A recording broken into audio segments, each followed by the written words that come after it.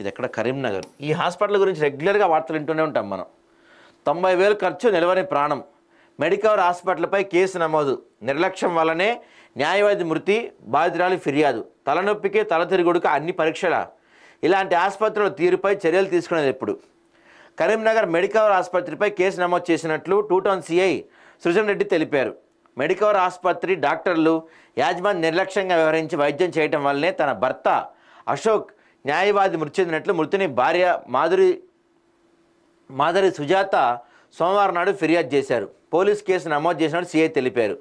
ఫిర్యాదుదారు మాధురి సుజాత వివరాల ప్రకారం తాము భాగ్యనగర్ నివాసం ఉంటూ తన భర్త మాధురి అశోక్ ఆయన జిల్లా కోర్టులో న్యాయవాదిగా పనిచేస్తున్నారని, శుక్రవారం నాడు రాత్రి తలనొప్పి తలతిరుగుతుందని చెప్పగా క్రిస్టియన్ కాలనీలో మెడికవర్ హాస్పిటల్కి వైద్య నిమిత్తం వెళ్ళగా హాస్పిటల్ వారు అన్ని పరీక్షలు చేస్తున్నామని, న్యూరాలజీ, నెస్టాలజీ, కార్డియాలజీ వైద్యులచే ప్రారంభించామని, డబ్బులు చెల్లించాలని చెప్పడంతో డబ్బులు చెల్లించాలని ఫిర్యాదులో పేర్కొన్నారు.